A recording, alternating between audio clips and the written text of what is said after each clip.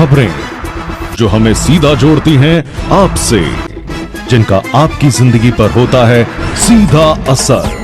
खबर का मतलब है एक भरोसा, और आपका भरोसा है हमारी जिम्मेदारी। ATL टीवी, भरोसा अलवर का।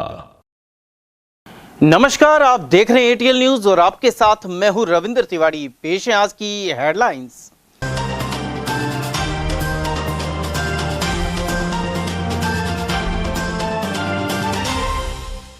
घायलों और गंभीर मरीजों के लिए ब्लड की बढ़ती मांग पूरा करना हुआ मुश्किल। जिला अस्पताल ब्लड बैंक से हर साल करीब 12,000 यूनिट की है खपत। स्कूल की बाउंड्री पर तारबंदी को लेकर पनपा विवाद और रुकवाया काम। नयाबास महात्मा गांधी स्कूल बाउंड्री पर आर्मी करवा रही थी तारबंदी। लाखों के जेवरात और स्कूटी चोरी के आरोपी 3 शातिर हुए गिरफ्तार। 60 फुट रोड क्षेत्र में हुई थी वारदात। और आगामी बजट सत्र में सरकार को घेरेगी कांग्रेस। सरकार पर वित्तीय कुप्रबंधन के लगाए आरोप। और अब जानते हैं खबरों को विस्तार से। अलवर के राजीव गांधी सामान्य चिकित्सालय स्थित राजकीय ब्लड बैंक पर लगातार बढ़ता दबाव देखने को मिल रहा है। यह ब्लड बैंक न केवल अलवर जिले के तीनों राजकीय अस्पतालों की जरूरतों को पूरा कर रहा है, बल्कि अन्य जिलों से रेफर होकर आने वाले गंभीर मरीजों के लिए भी जीवन रक्षक साबित हो रहा है। ब्लड बैंक के प्रभारी डॉक्टर तरुण यादव ने बताया कि अलवर के तीनों राजकीय अस्पतालों में कुल 600 बेड हैं, जिनमें भर्ती मरीजों को नियमित रूप से ब्लड की आवश्यकता पड़ती है। इसके अलावा वर्ष 2022 के बाद से थैलीसीमिया मरीजों का इलाज भी यहीं शुरू हो गया है। पहले ये मरीज जयपुर रेफर किए जाते थे, लेकिन अब अलवर में ही उनका उपचार संभव हो सका है। वर्तमान में करीब 100 से अधिक थैलीसीमिया मरीज हैं, जिन्हें हर महीने लगभग 150 यूनिट ब्लड उपलब्ध कराया जाता है। डॉक्टर यादव ने बताया कि सामान्य चिकित्सालय में कैंसर कीमोथेरेपी की सुविधा भी शुरू हो चुकी है, जिसके चलते ब्लड की मांग और अधिक बढ़ गई है। साथ ही डेंगू मरीजों के लिए SDP यानी सिंगल डोनर प्लेटलेट्स की विशेष व्यवस्था भी ब्लड बैंक द्वारा की गई है। रक्त की पूर्ति के लिए वर्ष भर में विभिन्न स्वैच्छिक रक्तदान शिविरों के माध्यम से करीब 2200 यूनिट ब्लड एकत्रित किया जाता है, जबकि शेष जरूरत रिप्लेसमेंट डोनेशन के जरिए पूरी की जाती है। एक और जहां अलवर में ही मरीजों को बेहतर स्वास्थ्य सुविधाओं का लाभ मिल रहा है, वहीं दूसरी ओर राजकीय ब्लड बैंक पर लगातार दबाव भी बढ़ता जा रहा है। उधर डॉक्टर तरुण यादव के अनुसार गर्मी के मौसम में ब्लड की आवश्यकता अधिक होती है, लेकिन रक्तदान कम हो जाता है। ऐसे में उन्होंने अपील की कि ज्यादा से ज्यादा लोगों को आगे आकर रक्तदान करना चाहिए। यहाँ पे लगभग 600 बेडेड हॉस्पिटल है। मेडिकल कॉलेज खुलने के बाद में सुविधाओं में विस्तार हुआ है। कैंसर के काफी मरीज यहाँ पे एडमिट होते हैं, जिनको रिपीटेडली ब्लड ट्रांसफ्यूजन होता है। उसके अलावा ब्लड कंपोनेंट का लाइसेंस हमारे पास 2022 से है। तो उसके बाद थैलीसीमिया के मरीज जो हमारे जयपुर में ब्लड ट्रांसफ्यूजन कराते थे, वो मरीज भी अब यहाँ ब्लड ट्रांसफ्यूजन होता है। लगभग 100 से ज्यादा मरीज थैलीसीमिया से रजिस्टर्ड हैं, जिनका रेगुलर ब्लड ट्रांसफ्यूजन होता है। किसी मरीज के महीने में 1 बार, किसी के 2 बार, वो उसकी बीमारी के हिसाब से ट्रांसफ्यूजन होता है। तो ऐसे मरीजों के लिए, उसके अलावा जनाना अस्पताल में यहाँ काफी ब्लड ट्रांसफ्यूजन होता है, काफी काम है वहाँ पे। तो उसको देखते हुए वहाँ पे ब्लड ट्रांसफ्यूजन काफी होता है। ओवरऑल यहाँ पे लगभग साल के 12,000 यूनिट के आसपास, 12,000 यूनिट के आसपास ट्रांसफ्यूजन हो रहा है। इसके अलावा कुछ FSP भी जाता है, और डेंगू से रिलेटेड हमारे पास SDP की सुविधा भी अवेलेबल है। काम काफी हो गया है, काम काफी बढ़ गया है साथ में। लेकिन इसके साथ ही हम चाहते हैं कि ये पूर्ति, इसमें कुछ मरीजों के द्वारा रिप्लेसमेंट दिया जाता है, और सीधे ब्लड डोनेशन कैंप्स और जो blood donation voluntary blood donation करते हैं, स्वैच्छिक रक्तदान करते हैं, उन लोगों के द्वारा रक्तदान किए जाने से वो पूर्ति होती है। लोग बाग जितना ज्यादा स्वैच्छिक रक्तदान करेंगे और जितना ज्यादा ब्लड डोनेशन कैंप्स लगाएंगे, तो उतने ही मरीज को दिक्कतों का सामना करना पड़ेगा। ऐसी रिक्वायरमेंट उतनी ज्यादा पूर्ति। कौन से समय में सबसे ज्यादा आवश्यकता होती है और ब्लड की कमी हो जाती है? गर्मियों के समय में, और गर्मियों के समय से अपना शुरू करें आप अप्रैल के बाद, मई, जून, जुलाई, अगस्त, ये लगभग अक्टूबर का सीजन ऐसा है। इस टाइम ब्लड डोनेशन सीजन ऐसा होता है। गर्मियों के टाइम आदमी ब्लड डोनेशन से थोड़ा बचने की कोशिश करता है, लेकिन क्यों गर्मियों का टाइम होता है, एग्जॉस्ट होता है, आपकी बीमारियों का सीजन ज़्यादा होता है, तो उसमें ब्लड डोनेशन कम भी होता है और बीमारियां ज़्यादा होती हैं तो रिक्वायरमेंट ज़्यादा बढ़ जाती है। अलवर शहर के नयाबास स्थित महात्मा गांधी स्कूल की बाउंड्री पर आर्मी द्वारा की जा रही तारबंदी को लेकर विवाद पैदा हो गया। स्कूल प्रशासन और स्थानीय लोगों ने इस तारबंदी का विरोध करते हुए काम को रुकवा दिया। विरोध की सूचना मिलते ही संबंधित विभाग के अधिकारी मौके पर पहुंचे और पूरे मामले की जानकारी ली। उधर स्कूल के शिक्षक दिलावर ने मीडिया को बताया कि जिस स्थान पर तारबंदी की जा रही है वह केवल आर्मी के सेवा विभाग की बाउंड्री तक सीमित नहीं है, बल्कि स्कूल की निर्धारित सीमा से अधिक क्षेत्र में तार लगाए जा रहे थे। इसकी जानकारी मिलते स्कूल प्रशासन ने आपत्ति जताई और स्थानीय लोगों को भी अवगत कराया। इसके बाद बड़ी संख्या में नागरिक और अभिभावक मौके पर पहुंचे और तारबंदी का विरोध किया। वहीं मौके पर पहुंचे अधिकारियों ने स्थिति को समझा और फिलहाल तारबंदी का कार्य रोक दिया गया है। साथ ही शिक्षा विभाग के संबंधित अधिकारियों को भी पूरे मामले से अवगत करा दिया गया है, जिससे दस्तावेजों और सीमाओं की जांच कर उचित निर्णय लिया जा सके। ये तो पीछे मिलिट्री एरिया है, यहाँ के अधिकारियों के द्वारा यहाँ पर तारबंदी करवाई जा रही थी। उसमें जो विद्यालय परिसर की दीवार है उसको घेरने की कोशिश की गई थी, तो हमें पता चला तो प्रधानाचार्य के साथ पूरा स्टाफ जाकर के वहाँ कुछ मोहल्ले वाले पार्षद वगैरह आए, उन्होंने विरोध दर्ज कराया। तो उन्होंने तारबंदी आधी तो कर दी, आधी अभी रोक दी है और हमारे जो शिक्षा विभाग के बड़े अधिकारी फैसला लेंगे उसके आधार पर आगे कार्रवाई करेंगे। अलवर में 60 फीट रोड स्थित रामनगर कॉलोनी क्षेत्र में कृतिका ज्वेलर्स की शटर काटकर लाखों रुपए के जेवरात चोरी के आरोपी 3 छात्रों को पुलिस ने जेल से प्रोडक्शन वारंट पर गिरफ्तार कर लिया है। जांच में सामने आया कि आरोपियों ने ज्वेलर्स की दुकान में चोरी से पहले सिद्धार्थ विहार कॉलोनी से एक स्कूटी चोरी की थी। इस स्कूटी का इस्तेमाल कर पूरी वारदात को अंजाम दिया गया। एनएबी थाना पुलिस के अनुसार बदमाशों ने पहले सिद्धार्थ विहार कॉलोनी निवासी चंद्र सिंह के मकान से स्कूटी चुराई। इसके बाद उसी रात 60 फीट रोड पहुंचकर कृतिका ज्वेलर्स की शटर काटकर लाखों के जेवरात लेकर फरार हो गए। इस चोरी के बाद पुलिस ने मुकेश, मनोज मनिया और राकेश राखला को गिरफ्तार किया था। पुलिस ने तीनों आरोपियों को रिमांड पर लेकर कुछ चोरी का माल भी बरामद किया और 60 फीट रोड से लेकर मुख्य बाजार तक शिनाख्त परेड कराई थी। इसके बाद तीनों को न्यायालय में पेश कर जेल भेज दिया गया था। जांच के दौरान जब स्कूटी चोरी के मामले में भी पुख्ता सबूत इन्हीं तीनों आरोपियों के खिलाफ मिले तो पुलिस ने एक बार फिर कार्रवाई करते हुए जेल से प्रोटेक्शन वारंट पर तीनों को गिरफ्तार कर लिया। फिलहाल आरोपियों से गहन पूछताछ की जा रही है। एएसआई देवी साहे ने इस बारे में जानकारी प्रदान की। दिनांक 17/12/25 की रात्रि को सिद्धार्थ विहार कॉलोनी में चंद्र सिंह जी के मकान से स्कूटी चोरी करके 60 फुट पर जाके ज्वेलर्स की दुकान का ताला तोड़ने वाले बदमाश हैं, जिनको 410/25 मुकदमे में प्रोडक्शन वारंट जेल अलवर से लिया गया है। क्या क्या नाम है इनके? मुकेश उर्फ मुकला, पुत्र श्री लक्ष्मण दास, जाति गुजराती, माली उम्र 32 साल, निवासी बाटूल, सुरेंद्र नगर, गुजरात, हाल खाना बदोश, वार्ड नंबर 15, रेलवे स्टेशन के पास, खैरतल तिजारा, थाना खैरतल तिजारा अलवर। दूसरा है मनोज पुत्र उर्फ मनिया, पुत्र पीतम्बर, जाति गुजराती, माली उम्र 21 साल, निवासी खाना बदोश, हिसार रेलवे लाइन के पास, रामसिंहपुरा फाटक, नई आबादी, रेवाड़ी, थाना रेवाड़ी, जिला रेवाड़ी, हरियाणा। तीसरा है राकेश उर्फ ढाकला, पुत्र श्री प्रकाश, जाति गुजराती, माली उम्र 19 साल, निवासी खाना बदोश, हिसार रेलवे लाइन के पास, रामसिंहपुरा फाटक, नई आबादी, रेवाड़ी, थाना रेवाड़ी, जिला रेवाड़ी, हरियाणा। क्या किया था इन लोगों ने मुकदमा नंबर 410/25 में स्कूटी चोरी की थी। कहाँ से करी हुई है? ये सिद्धार्थ विहार कॉलोनी से। नेता प्रतिपक्ष टीकाराम जूली ने आगामी बजट सत्र से पूर्व राज्य सरकार पर कई आरोप लगाए हैं। उन्होंने कहा कि कांग्रेस विधायक दल ने सरकार को घेरने की पूरी तैयारी कर ली है। वहीं यह सत्र सरकार के 2 साल के कामकाज का रिपोर्ट कार्ड तय करेगा। नेता प्रतिपक्ष ने कहा कि सरकार की एक नई परिपाटी बन गई है। पहले बजट में बड़ा चढ़ाकर घोषणाएं की जाती है और बाद में फीजिबिलिटी नहीं होने का हवाला देकर उन्हें निरस्त कर दिया जाता है। जूली ने सरकार पर वित्तीय कुप्रबंधन के आरोप लगाए जाते हैं। इसके अलावा कानून व्यवस्था सहित अन्य इंतजामों एवं विकास को चौपट बताया। जूली ने यह भी आरोप लगाया कि सरकार में ब्यूरोक्रेसी हावी हो चुकी है और मंत्रियों और विधायकों की भी सुनवाई नहीं हो रही है। उन्होंने केंद्र सरकार पर मनरेगा योजना को खत्म करने के षड्यंत्र का भी आरोप लगाया। जूली ने कहा कि विधानसभा सत्र में इन सभी मुद्दों पर सरकार से जवाब मांगा जाएगा। जो बजट सत्र इस सरकार का आएगा, हमने अपनी तरफ से पूरी तैयारी की है।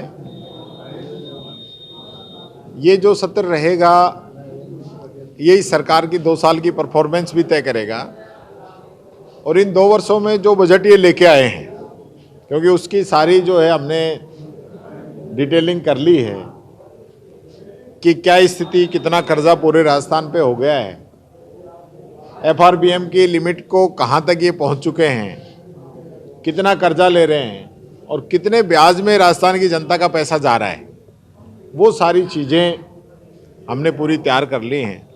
और विशेष रूप से बजट में घोषणाएं करना तो इन लोगों की एक आदत हो गई है कि बजट में जो मर्जी घोषणा कर दो, लेकिन बाद में उसको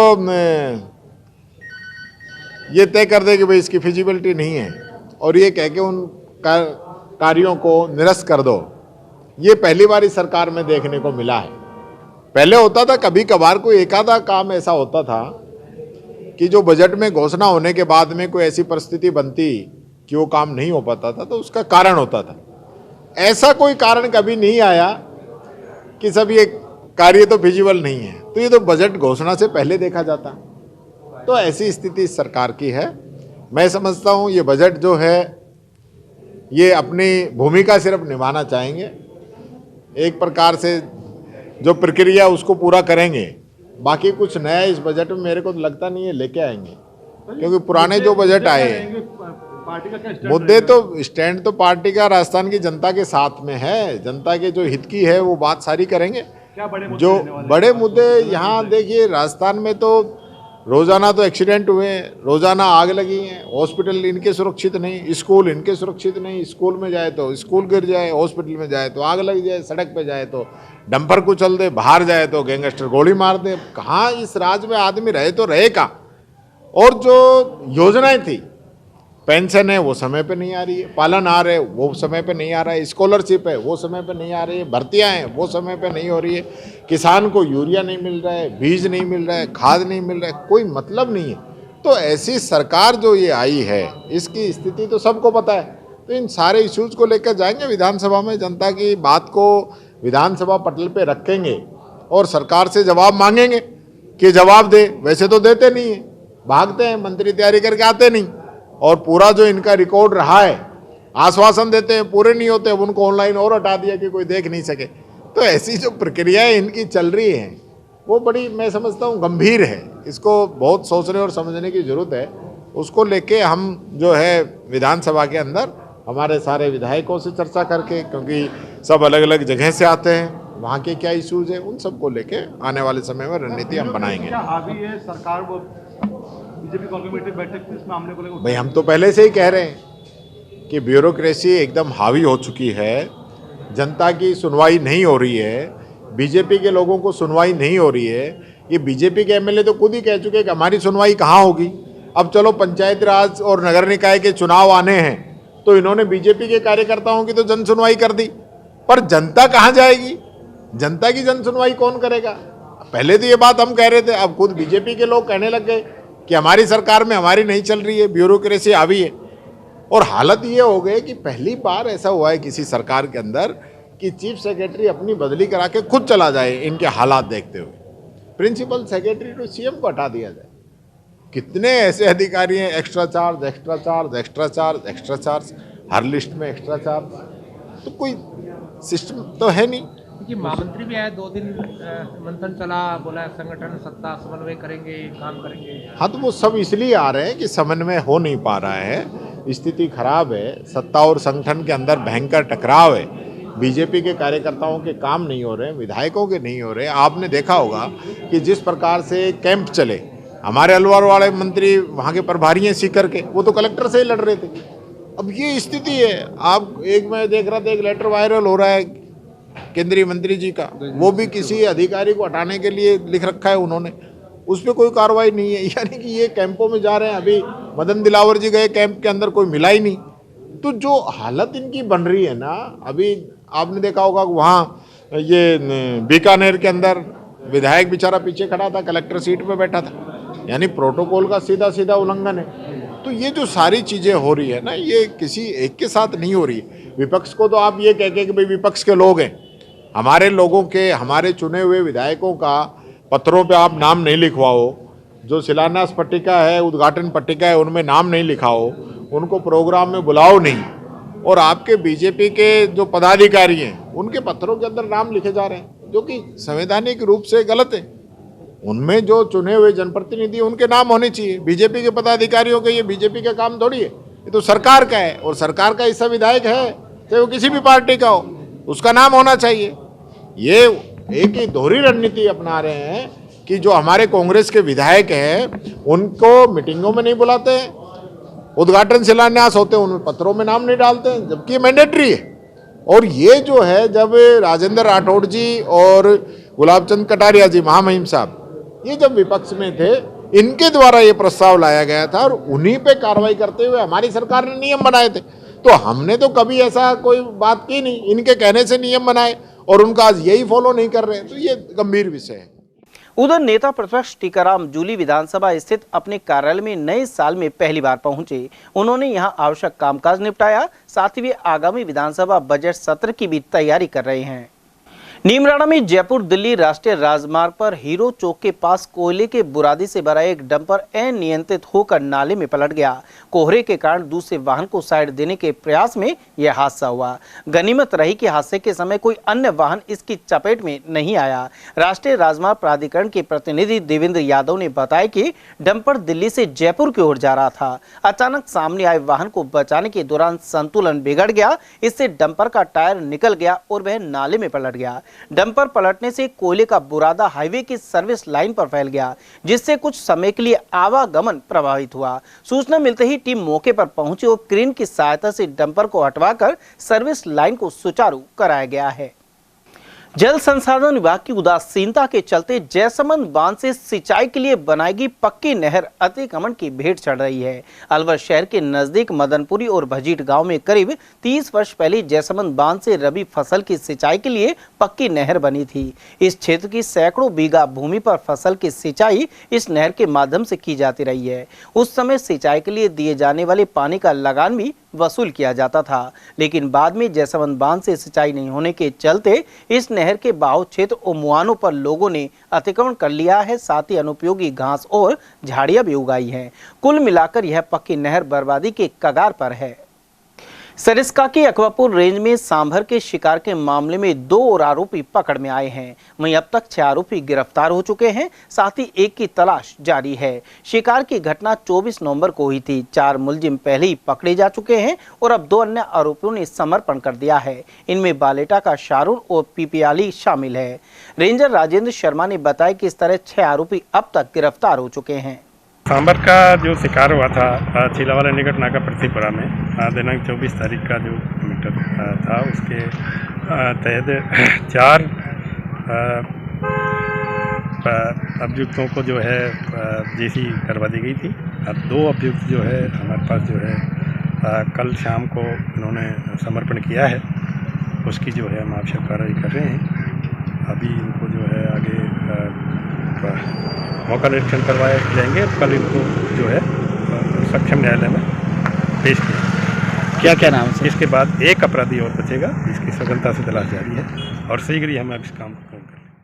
वहीं सरिस्का के जंगलों में इन दिनों रोजाना बाघ बाघिन नजर आ रहे हैं। इसी क्रम में अलवर शहर के पास बाला किला जंगल में अंधेरी ट्रैक पर बाघिन ST 2302 अपने 2 शावकों के साथ नजर आई। यह तीनों ट्रैक के बीच में बैठे हुए थे। सैलानियों ने इनका वीडियो भी बनाया। सोमवार शाम यह टाइगर्स अपने शावकों के साथ करीब 10 मिनट तक ट्रैक पर बैठी रही। बफर जोन में बाला किला के आसपास पूर्व में टाइगर्स ST 19 के 4 शावक दिखते थे।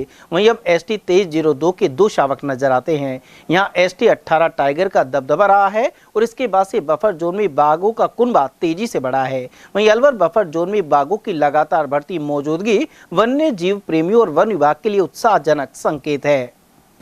अलवर टाइगर मैराथन को लेकर तैयारियां जोरों पर है। इसी क्रम में दिल्ली से प्रतिनिधि मंडल अलवर पहुंचा। वहीं 7 जनवरी को सिटी पैलेस में भव्य शुभारंभ होगा।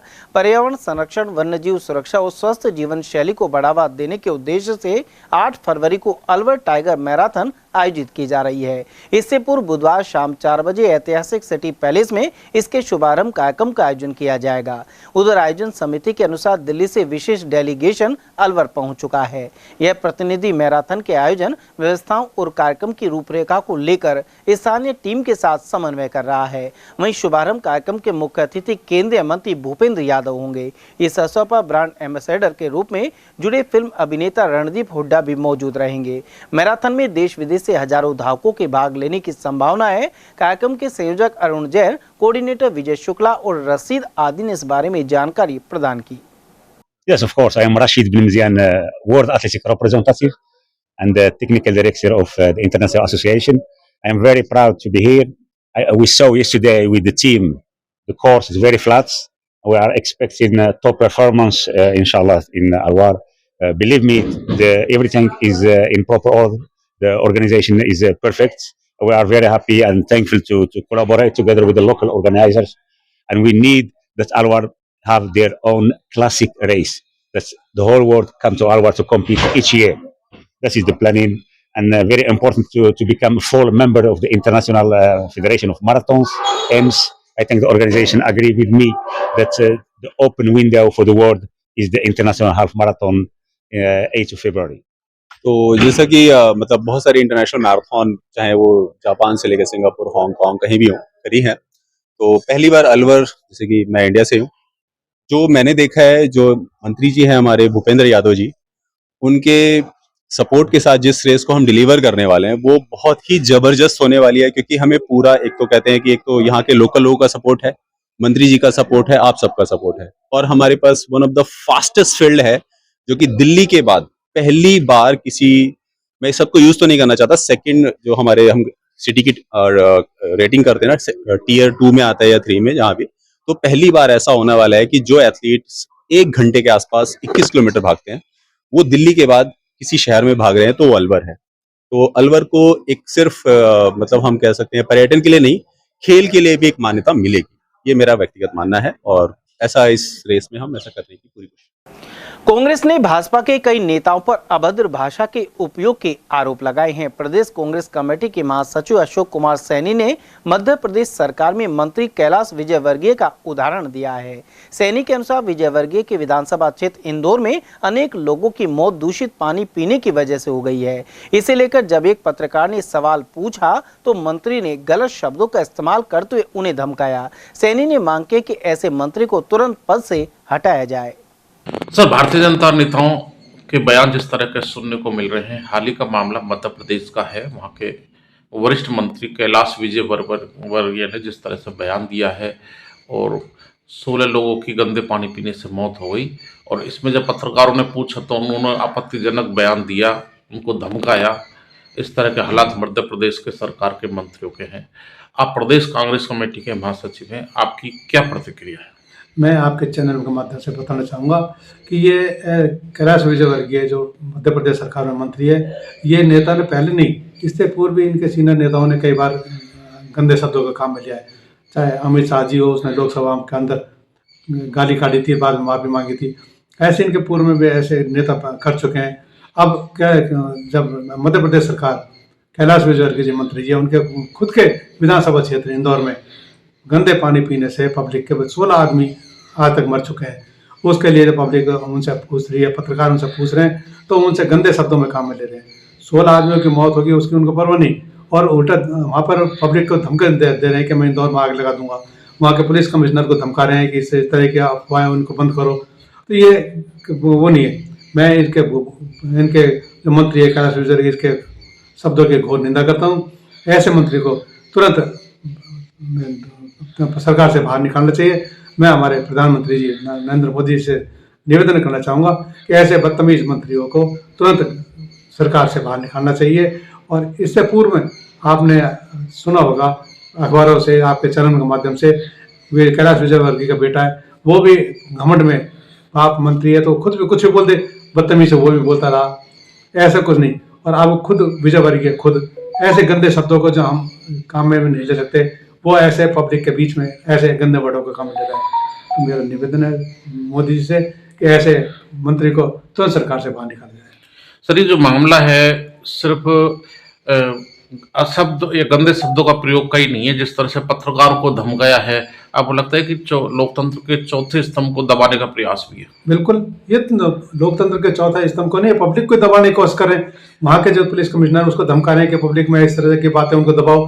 पत्रकार तो पब्लिक के हित के मुद्दे उठा रहे हैं, आदमी मर रहे हैं, वहाँ पर गंदा पानी को पिलाया जा रहा है, तो उसके लिए आवाज़ उठा रहे हैं सरकार से कि किस तरह गंदा पानी नहीं पिलाना चाहिए, तो उनको दबाने की कोशिश कर रहे हैं, पत्रकारों को धमकी दे रहे हैं।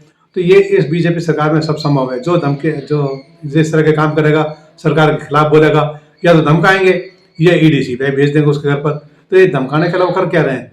इनके बस के नहीं, चाहे स्टेट्स में हो चाहे केंद्र में हो। इनकी सरकार केंद्र में भी फेल है और स्टेट में भी फेल है। सर, आप काफी सीनियर कार्यकर्ता हैं प्रदेश के महासचिव में, आपको लगता है कि पत्रकारों को मंत्री, मुख्यमंत्री, प्रधानमंत्री, विधायक, सांसदों से या अधिकारियों से सवाल पूछने का अधिकार है? बिल्कुल अधिकार है, चौथा स्तंभ है, ये पब्लिक के हित में सवाल करते हैं, इनको पूछने का अधिकार है। लेकिन कई आपके जो सीनियर चैनल जो चले हुए हैं, ये जरूर बीजेपी के हम लाते हैं, जो कहते हुए हमको वो नहीं है। लेकिन ये सच है, ये पत्रकारों का हमारे देश के लिए बहुत अहम हिस्सा है। ये पब्लिक की बातों को उठाते हैं और उनको पूरा भी करते हैं। इसलिए पत्रकारों की इज्जत करनी चाहिए और इस तरह से गंदे शब्दों का प्रयोग नहीं। सरिता जनसेवा न्याय हित समिति के बंजारा समाज अध्यक्ष राहु बंजारा द्वारा बहरोड एसडीएम को पत्र सौंपा गया है। समिति अध्यक्ष एडवोकेट विवेक जैन के अनुसार ग्राम हरसोरा में निवास करने वाली बंजारा समाज के लोग करीब 21 सालों से यहां रह रहे हैं, लेकिन वर्ष 2003 की वोटर सूची में नाम दर्ज नहीं होने के कारण बंजारा समाज के व्यक्तियों के नाम हटा दिए गए हैं। उधर एसडीएम ने ज्ञापन लेकर इन लोगों का नाम वापस वोटर लिस्ट में जोड़ने का आश्वासन दिया है। उधर इस दौरान बंजारा समाज अध्यक्ष सोगनी देवी, सरपंच रमेश भावता, दिव्यांग महिला प्रकोष्ठ अध्यक्ष माया सैनी, सचिव सुनीता, रिंकू यादव, गुलाब, बीरबल, महेंद्र गुड्डी और कल्ला बंजारा आदि उपस्थित रहे। अलवर में राजेंद्र नगर विकास समिति स्कीम 4 की ओर से मकर संक्रांति पर खेलकूद एवं सांस्कृतिक प्रतियोगिताओं का आयोजन होगा। यह कार्यक्रम शाम 5 बजे से प्रारंभ होगा। समिति के अध्यक्ष देवेंद्र पोसवाल ने बताया कि खेलकूद स्पर्धाओं में 5 से 10 वर्ष और 10 से 15 वर्ष आयु वर्गों के प्रतिभागी शामिल होंगे। इस दौरान लेमन रेस, म्यूजिकल चेयर और रस्साकशी आदि स्पर्धाएं होंगी। इसके साथ ही संगीत तराना प्रस्तुत किया जाएगा और लकी ड्रॉ निकलेगा। इस मौके पर पोष बड़ा का भी आयोजन किया जाएगा। समिति के मीडिया प्रभारी हितेश ठाकुर ने आयोजन की जानकारी प्रदान की। श्री श्याम मोरछड़ी मित्र मंडल शालीमार द्वारा 13 फरवरी कृष्ण पक्ष की एकादशी पर प्रथम श्री श्याम संकीर्तन आयोजित किया जाएगा। मंडल के अध्यक्ष भानु प्रकाश सेन ने बताया कि हर माह की शुक्ल पक्ष एकादशी को यह सिलसिला चलेगा। इसी क्रम में 13 फरवरी को भी अपना घर शालीमार 30 बीघा स्थित श्री राम मंदिर प्रांगण में आयोजन होगा। इस दौरान महेंद्र अमन और कमल कान्हा सुखवानी भजन प्रस्तुत करेंगे। यहाँ खाटू नरेश बाबा श्याम की 56 भोग की झांकी सजाई जाएगी और पुष्प वर्षा के साथ दिव्य श्रृंगार किया जाएगा। समाचार में वक्त हो चला एक छोटे से अल्प विराम का। आप बने रहिए एटीएल टीवी के साथ। अलवर का अपना जाना पहचाना नाम स्ट्रॉन्गर स्पोर्ट्स फेयर, शहर का एकमात्र स्पोर्ट्स फेयर और गुड्स शोरूम, जहां इस वर्ष मिल रहा है ब्रांडेड ट्रैक सूट्स पर धमाकेदार offer. Shiv Naresh, select, bold, stronger और जस्ट जैसे ब्रांड्स पर मिल रहा है भारी डिस्काउंट। और हाँ, हर ट्रैक सूट के साथ एक जैकेट बिल्कुल फ्री। साथ ही Nivia, Cosco, Spartan, Yonex, Alpha, SS, SG और अन्य स्पोर्ट्स गुड्स पर भी जारी है विशेष छूट। सिर्फ 18, 19 और 20 तारीख को ट्रैक सूट्स पर पूरे 40% का डिस्काउंट। तो देर किस बात की, आइए और दीजिए हमें एक बार सेवा का मौका। स्ट्रॉन्गर स्पोर्ट्स फेयर, अलवर का ट्रस्टेड स्पोर्ट्स शोरूम। हमारा पता है stronger sports fair, Gopal talkies, bus stand के पास, अलवर। Mobile number Ashok Kumar 9460374217, Ajay Kumar 9414890908। हीरे, सोने, चांदी के जेवरातों के विक्रेता Durga Prasad Sunil Dutt jewellers, Bajaja Bazaar, Alwar.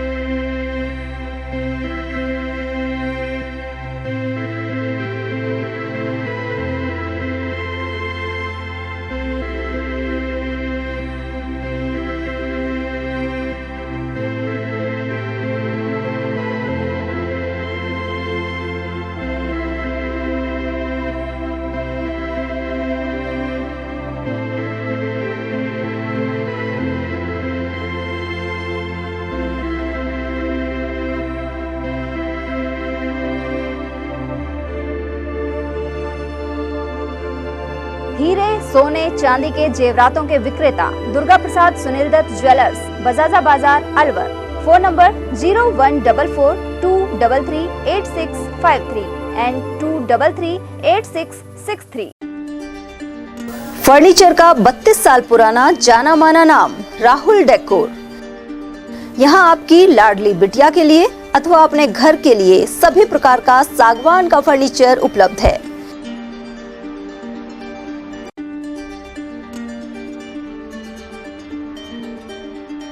Double bed, dressing table, sofa set सागवान एवं कपड़े वाले तथा सेंटर टेबल, भट्टी कलर, स्टील अलमारी, ब्रांडेड एवं सॉफ्टी फोम के गद्दे आपकी नाप तोल से बनाए जाते हैं।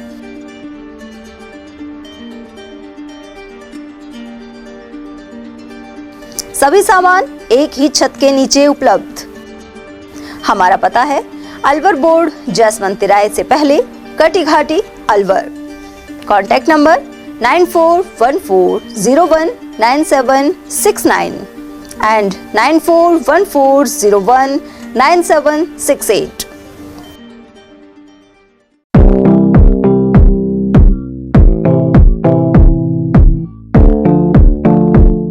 अलवर में एक जाना माना नाम मानसिंह कृपा दयाल स्वीट्स तिजारा वाले।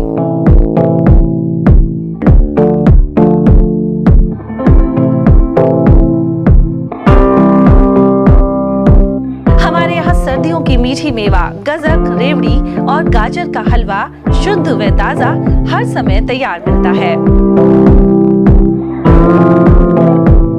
विशेष मौकों पर स्पेशल मिठाइयों में स्पेशल मक्खन बड़ा, तिल के लड्डू, तिल पाक, मावा तिल के लड्डू, मावा गजक, खंडाला तिल मरोड़ी, मूंगफली पट्टी, लौंग लता मट्ठी इत्यादि हमेशा तैयार मिलेंगे। इसके अलावा शादियों के स्पेशल भाजी के गिफ्ट पैक डब्बे भी हमारे यहाँ तैयार किए जाते हैं।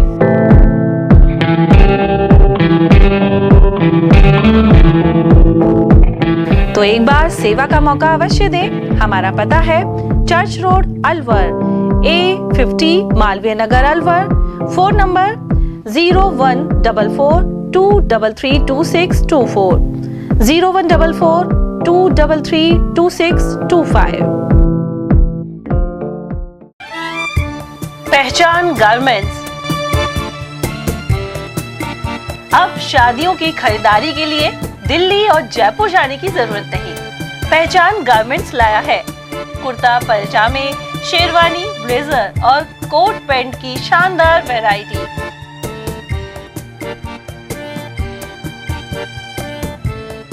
अगस्त 95 से काम कर रहा हूँ। आज मेरे को काम करते हुए 29 साल हो गए हैं और मैंने बीच में शारीरिक प्रॉब्लम की वजह से शोरूम बंद भी कर दिया था। फिर दोबारा से मेरे को अलवर की जनता ने इतना स्नेह दिया है कि मेरे को 1.5 महीने में दिखा दिया उन्होंने कि कितनी पावरफुल और कितना प्यार करती है मेरी जनता अलवर की श्री पहचान गारमेंट को और दीपक तलवार को।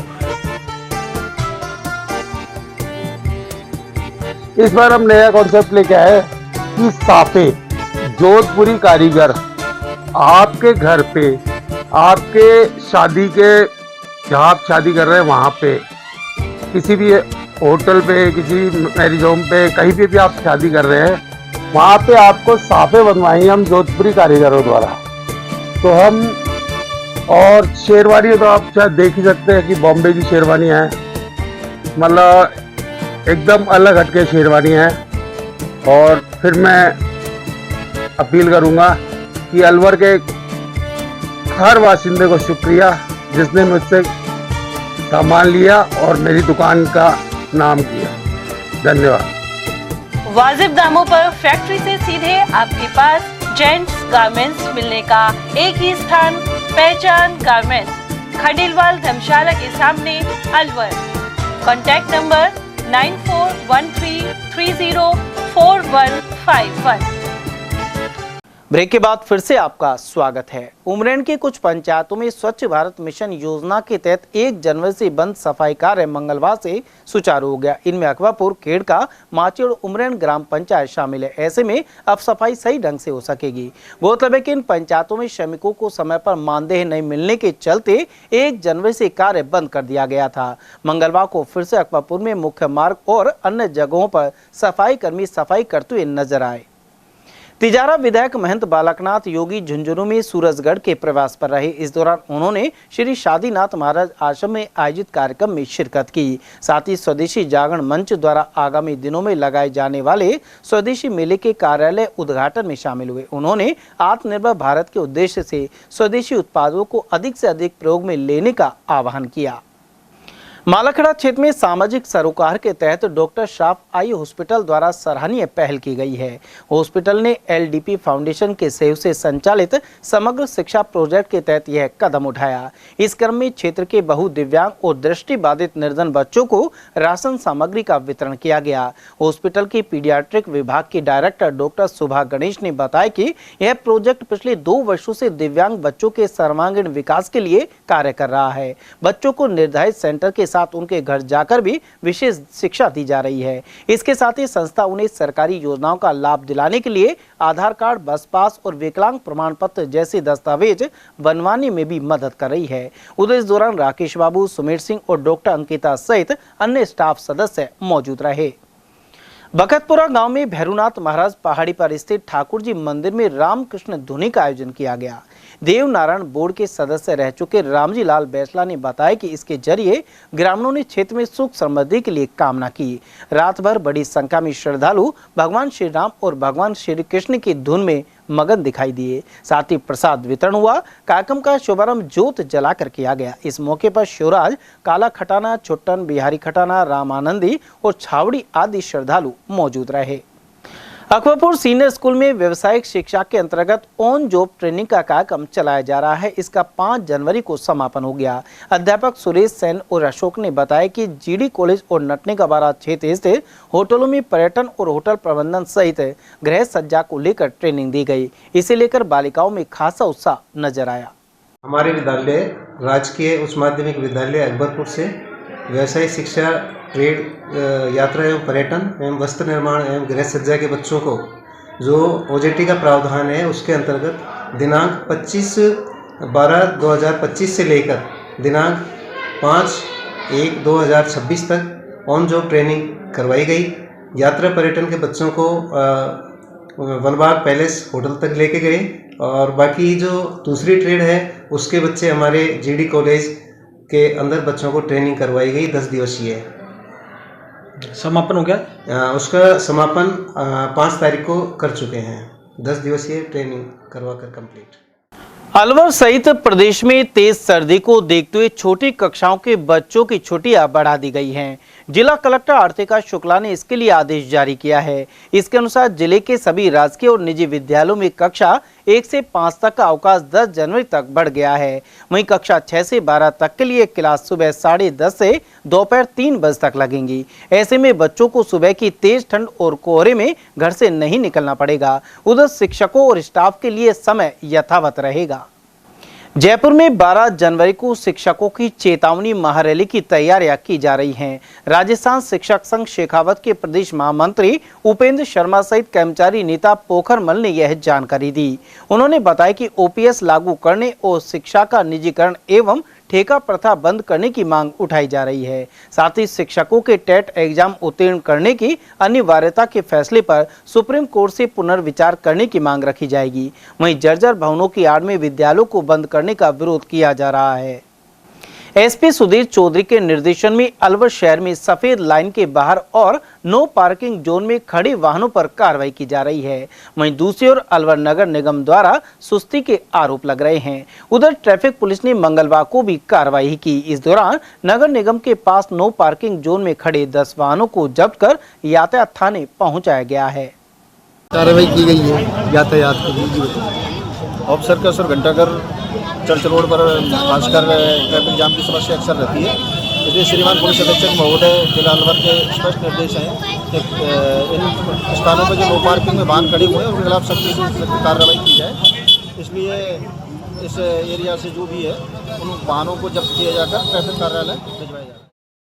अलवर शहर को पॉलीथीन मुक्त बनाने के लिए समय समय पर छापे मारे जाते हैं। साथ ही नगर निगम की ओर से जागरूकता रैलियां निकाली जाती हैं, लेकिन होप सर्कस पर नगर निगम द्वारा पॉलीथीन के विकल्प के रूप में थैली उपलब्ध कराने की मशीन कारगर ढंग से काम नहीं कर रही है। मशीन पर साफ तौर पर लिखा है कि कोई भी व्यक्ति इसमें कॉइन डालकर थैला प्राप्त कर सकता है। हालांकि जब स्थानीय निवासी ने मशीन में कॉइन डालकर प्रयास किया तो मशीन से थैले नहीं निकले और सिक्का वापस आ गया। स्थानीय निवासियों का कहना है कि यह मशीन लंबे समय से बंद हालत में पड़ी है। वहीं जागरूक नागरिक अनिल मेठी और सुनील कुमार सोमवंशी ने इसे दुरुस्त कराने की मांग की है। ये खराब होती रहती है, फिर ठीक करा देते हैं, फिर खराब हो जाती है। अब तो यहाँ तक है कि पैसे डालते हैं वापस आ जाते हैं और ये बंद ही रहती है। और इससे क्या है कि कोई मतलब नहीं है इसका। यहाँ पे यातायात विशेष रहता है तो आदमी खड़ा भी नहीं हो पाता। इसके पीछे लगाने की बात हुई थी, ये जहाँ पे ये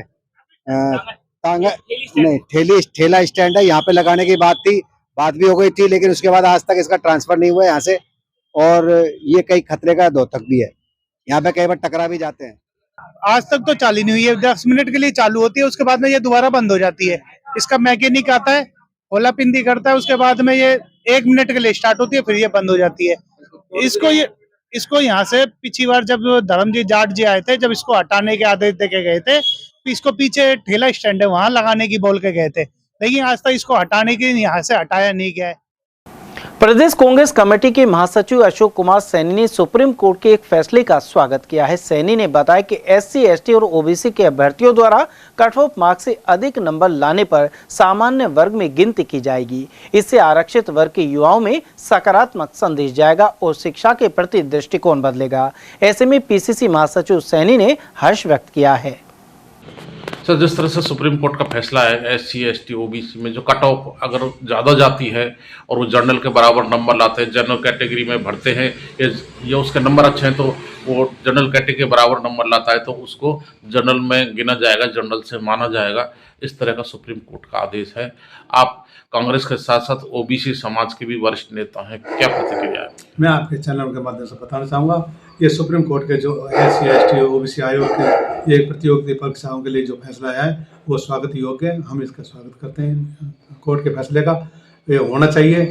जिस तरह से प्रतियोगिताओं में SC, ST, OBC के जो जितनी भी परसेंटेज हाई आती हैं, उनको जितनी SC, ST की जो वैकेंसी हैं उनके पूरा होने के बाद में फिर भी हमारे बच्चों के परसेंटेज बहुत ज़्यादा है जो जनरल के बराबर आती है। तो मेरा सरकार से निवेदन है, इस कोर्ट के फैसले को मानते हुए जो जनरल के बराबर जिनके परसेंटेज आ रही है उन बच्चों को SC, ST में ख़त्म नहीं किया जा करके उनके परसेंटेजों को देखते हुए जो जनरल में जो ले रहे हैं वैकेंसी भर्ती करें, उनको मानते हुए उनको जनरल में भर्ती किया जाए। आपको लगता है कि इससे जो पढ़ने वाले और होनहार प्रतियोगी हैं, जो परीक्षार्थी हैं, उनको फायदा मिलेगा और इस तरह से समाज में प्रेरणा जाएगी कि पढ़ेंगे लिखेंगे और मेहनत करेंगे तो हम आगे निकल सकते हैं। बिल्कुल आपने सही कहा, यह एक बहुत अच्छा मैसेज आएगा। सरकार के फैसले का अगर स्वागत करते हैं, सरकार मानती है तो हमारे जो बच्चे हैं SC, ST के, OBC के हैं जिनको कोटे को लाभ नहीं मिल पाता, अगर उनको परसेंटेज अच्छी है तो उनको जनरल में अगर होता है तो बच्चों का मनोबल बढ़ेगा, अच्छी मेहनत करेंगे और इसके ऊपर निकल करके उनको हो सकता है जनरल में जगह मिले तो और भी बच्चे हमारे मेहनत करेंगे। इसका ये स्वागत करने योग्य फैसला है, बच्चे भी इससे खुश होंगे। अलवर ट्रैफिक पुलिस द्वारा यातायात नियमों का उल्लंघन करने वालों के खिलाफ लगातार कार्रवाई की जा रही है। इसी कड़ी में मंगलवार को ट्रैफिक थाना पुलिस ने प्रमुख और व्यस्त इलाकों में नो पार्किंग के बोर्ड लगवाए हैं। होप सर्कस और घंटाघर सहित अन्य महत्वपूर्ण चौराहों और सड़कों पर नो पार्किंग के संकेतक बोर्ड लगाए गए हैं। इन क्षेत्रों में अवैध पार्किंग के कारण अक्सर जाम की स्थिति बनी रहती है। ट्रैफिक थाना प्रभारी संजय शर्मा ने बताया कि ऐसे बोर्ड वाले स्थलों पर नियमों की अनदेखी करने वालों के खिलाफ सख्त कार्रवाई की जाएगी। इनमें चालान एवं वाहन जब्त करने के कदम शामिल हैं। संजय शर्मा ने आमजन से अपील की कि वे ट्रैफिक पुलिस का सहयोग करें और अपने वाहन निर्धारित पार्किंग स्थलों पर ही खड़े करें। बिल्कुल, श्रीमान पुलिस अधीक्षक महोदय जिला अलवर, श्रीमान कार्तिकी वर्मा जी IPS सर, अंगद जी CO साहब के निर्देशानुसार और श्रीमान की मौजूदगी में ही ट्रैफिक के रूल्सों को सुगम बनाने के लिए और लोगों को जागरूक करने के लिए हमने नो पार्किंग और सही साइड में चलने के, हेलमेट लगाकर गाड़ी चलाने के लिए हमने जगह जगह पर पोस्टर बैनर लगाए गए हैं ताकि लोगों को इस तरह की कोई सुविधा ना हो, नियम ट्रैफिक रूल्स को समझने के लिए। चलते चलते एक बार फिर से नजर डाल लेते हैं आज की हेडलाइंस पर।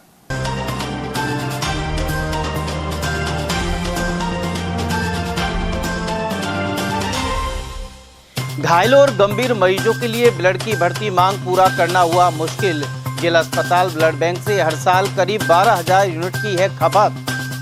स्कूल की बाउंड्री पर तारबंदी को लेकर पनपा विवाद और रुकवाया काम। नयाबास महात्मा गांधी स्कूल बाउंड्री पर आर्मी करवा रही थी तारबंदी। लाखों के जेवरात और स्कूटी चोरी के आरोपी 3 शातिर हुए गिरफ्तार। 60 फुट रोड क्षेत्र में हुई थी वारदात। और आगामी बजट सत्र में सरकार को घेरेगी कांग्रेस, सरकार पर वित्तीय कुप्रबंधन के लगाए आरोप। समाचारों में आज के लिए बस इतना। दीजिए पूरी टीम के साथ रविंद्र तिवारी को इजाजत और देखते रहिए जिले के एकमात्र विश्वसनीय news channel ATL news Alwar.